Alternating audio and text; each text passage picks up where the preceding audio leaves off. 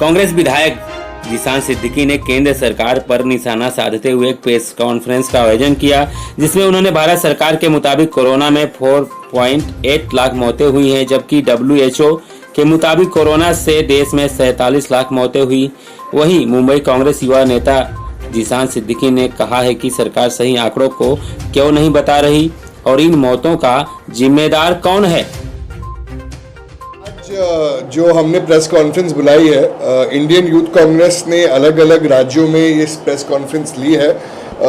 BJP की जो केंद्रीय सरकार है, नरेंद्र मोदी जी की जो सरकार है, वो किस तरीके से अपने कोविड के आंकड़ों को, जो मृत्यु हुई है कोविड के काल में, उसको किस तरीके से छुपाने की कोशिश कर रही है, उसके बारे में हम आज बात करेंगे।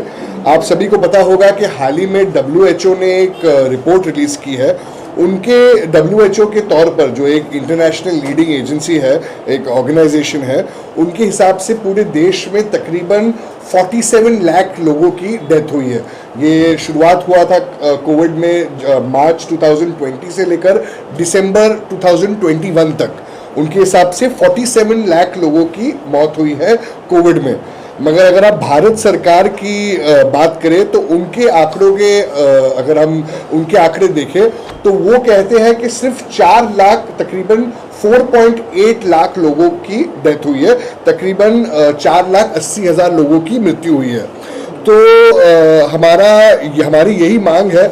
आपने देखा होगा कि हमारे नेता श्री राहुल गांधी जी ने भी इसके बारे में ट्वीट किया और इसके बारे में मांग की कि ज़्यादा से ज़्यादा मुआवजा कोविड पेशेंट्स को, जिनकी डेथ डायरेक्टली या इनडायरेक्टली कोविड की वजह से हुई है, उनको मुआवजा कम से कम 4 लाख रुपए का मिलना चाहिए उनके परिवार को।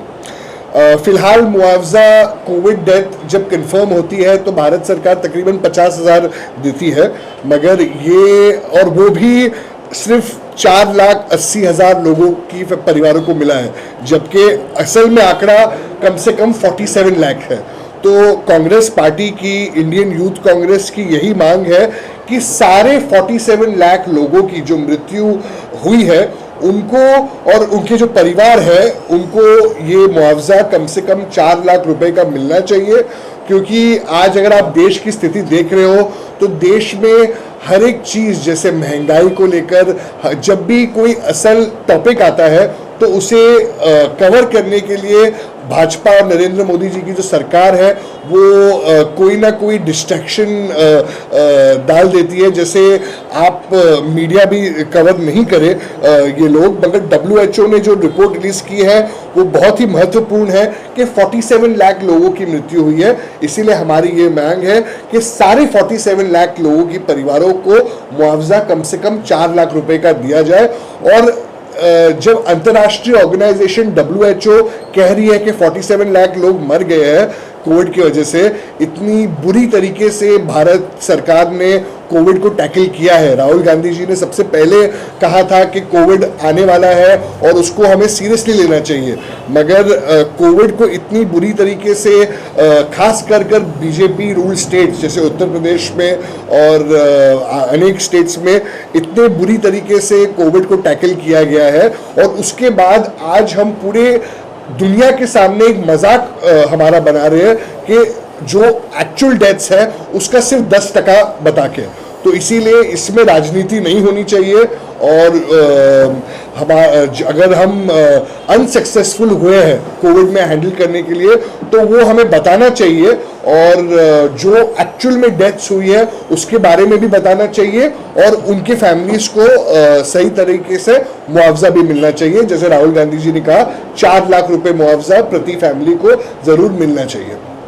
इसके बारे में हम इधर बैठे हैं और आपके माध्यम से हम सरकार को बोलना चाहेंगे कि हर एक परिवार को जिसके परिवार में एक डेथ हुई है उनको आप मुआवजा दीजिए और आंकड़ों को छुपाने की कोशिश मत कीजिए। अगर आपके कोई सवाल होंगे तो आप। क्यों छुपाया जा रहा है सारी चीजें? इस देश में हर एक चीज को छुपाया जा रहा है। अगर आप देखेंगे तो महंगाई होती है या तेल के दाम बढ़ जाते हैं तो कोई और किसी पे इल्ज़ाम डालने की कोशिश करते हैं। हमारी ये जो सरकार है भाजपा नरेंद्र मोदी जी की सरकार, वो अपनी खामियों को छुपाने के लिए आंकड़ों को कम बता रही है। वो बताना चाहती है कि इतनी मृत्यु हुई नहीं है, हालांकि पूरे देश में अस्पतालों की कमी थी, मेडिकल इंफ्रास्ट्रक्चर ठीक नहीं था, लोगों को ऑक्सीजन की किल्लत थी। पूरे देश में हमने देखा है कि इंडियन यूथ कांग्रेस लोगों को ऑक्सीजन दे रही थी, पर सरकार हिल रही नहीं थी। भाजपा के नेता अपने कमरों में अपने घर पे थे। तो ये अपनी खामियां छुपाने के लिए नरेंद्र मोदी बीजेपी सरकार आंकड़ों को कम बता रही है, जो बहुत गलत है और पूरी दुनिया देख रही है इस चीज को। जिस तरीके से अगर पूरे भारत की अगर हम बात करें, कोविड में ऐसे बहुत सारे गांव खेड़े थे जहां पर अब तक आंकड़े खुलकर सामने नहीं आए हैं।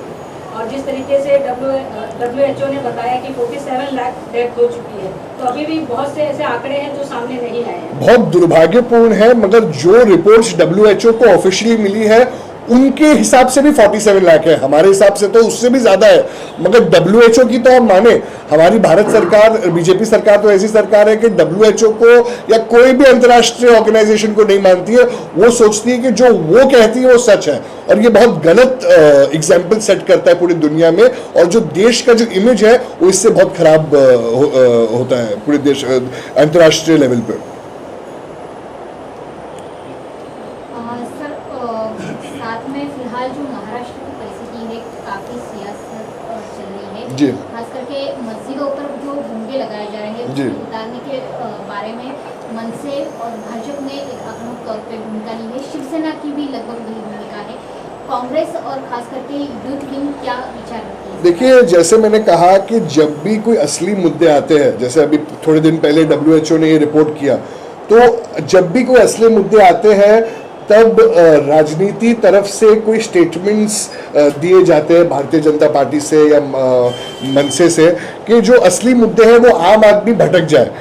अगर आप बात करें कि मस्जिदों के भोंगे के बारे में या कोई भी लाउडस्पीकर, कोई भी धार्मिक स्तर पर लाउडस्पीकर के बारे में, एक प्रथा है जो सालों से चलती आ रही है, और मुझे नहीं लगता है कि अब या आगे जाके ये प्रथा में कोई चेंजेस आएंगे, क्योंकि सालों से जो प्रथा चल रही है वो शांतिपूर्वक तौर पर आगे भी चलेगी और किसी के भी राजनीतिक विवादित स्टेटमेंट से कोई चेंजेस नहीं होगी। हमारे मुंबई पुलिस और महाराष्ट्र पुलिस सक्षम है और हम उन पे पूरा भरोसा करते हैं कि लॉ एंड ऑर्डर मेंटेन होगा, और जो प्रथाएं चलती आ रही है वो चलती रहेगी।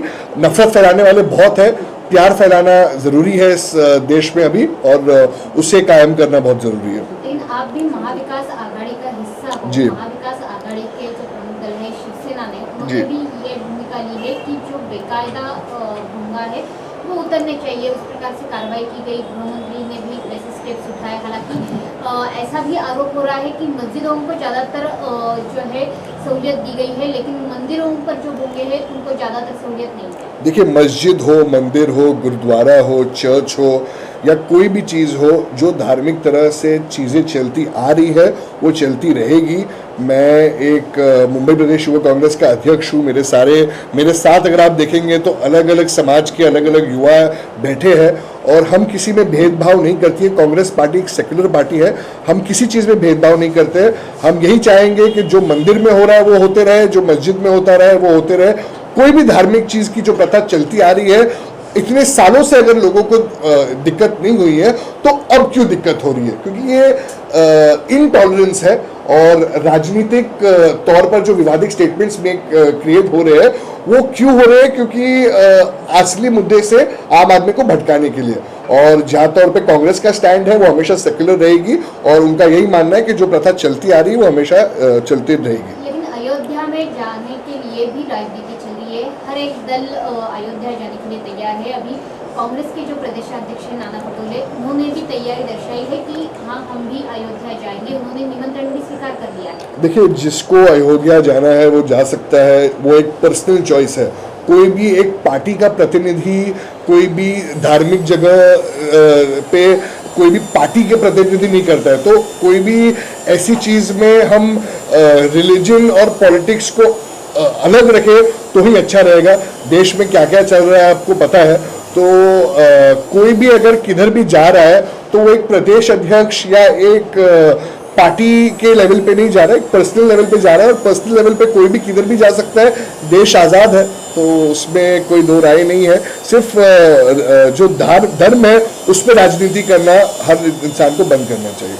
जब से राज ठाकरे ने अपने अयोध्या दौरा की घोषणा की है, सभी पॉलिटिकल रिएक्शन इस दौरे से आ रही है, खास करके यूपी में जो खासदार है उनकी तरफ से तो बोला जा रहा है कि अगर राज ठाकरे माफी नहीं मांगते जो उनका यूपी के ये स्टैंड था पहले मराठी मुद्दे पे, तो हम उनको अयोध्या में कदम नहीं रखने देंगे। देखिए, उनका स्टैंड कभी कुछ होता है, कभी कुछ और होता है। जैसे मैंने कहा, वो हो गए या भाजपा हो गए, वो एक अपॉर्चुनिस्ट पॉलिटिक्स खेल रहे हैं कि जब उनको कोई चीज़ फेवर करती है तो वो उस पर स्टेटमेंट मेक करते हैं, जब उनको लगता है कि नहीं ये ज़रूरत है तो वो उस मुद्दे को सपोर्ट कर लेते हैं। तो ये सब चीज़ें कोई मायने नहीं लेता है, वो जिधर जाए या कोई करे। मेरा उनसे यही रिक्वेस्ट है कि आप जितना नफरत फैला रहे हो वो बंद कीजिए, क्योंकि इस देश को प्यार की ज़रूरत है और नफरत फैलाने तो हर चौराहे पे लोग खड़े हैं। इसीलिए जितना विवादित स्टेटमेंट्स कम बोला जाएगा उतना अच्छा है। लेकिन क्या आप भी ये मानते हैं कि राज ठाकरे पहले माफी मांगे उत्तर भारतीयों से, क्योंकि इसके पहले जो राजनीति महाराष्ट्र में राज ठाकरे की तरफ से देखी गई है उसके ऊपर भी कांग्रेस में, जैसे मैंने कहा कि वो हर पल अलग स्टेटमेंट्स मेक करते हैं, तो उन पे ज़्यादा ध्यान देने की ज़रूरत ही नहीं है। तो वो माफ़ी मांगे या नहीं मांगे, जो इंसान या जो व्यक्ति या जो पार्टी विवादित और धार्मिक तरह से लोगों को बांटना चाहता है, वो आज माफ़ी मांगे या कल कुछ और कह दे तो उस पर कोई अहमियत नहीं होती है। इसलिए मेरा कोई उन पर पर्सनल राय ही नहीं है, वो जो करे हमको उनसे कुछ लेना देना ही नहीं। लेकिन राज ठाकरे का ये बदला हुआ स्टैंड उत्तर प्रदेश के लिए, उनके अभी लफ्ज बदल गए हैं, वो काफ़ी तारीफ करते हैं वहाँ की सरकार की भी और वहाँ के लोग। जैसे मैंने कहा कि आज किसी की तारीफ हो सकती है तो कल किसी की बदनामी भी हो सकती है। तो ये सिर्फ राजनीति है, वो राजनीति खेल रहे, उन पर ज़्यादा तवज्जो देने की ज़रूरत नहीं है।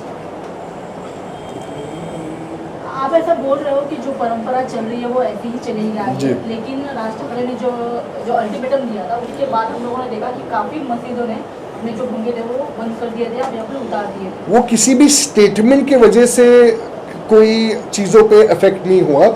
जो सुप्रीम कोर्ट कहती है, जो हमारी पुलिस भाई कहते हैं, उस पर पालन होता है, क्योंकि हर एक धर्म लॉ एंड ऑर्डर का पालन करता है। क्या तब वो मुस्लिम हो या वो हिंदू हो या क्रिश्चियन हो या पारसी हो, हम लॉ एंड ऑर्डर को फॉलो करते हैं, किसी के भी विवादित स्टेटमेंट को फॉलो नहीं करते।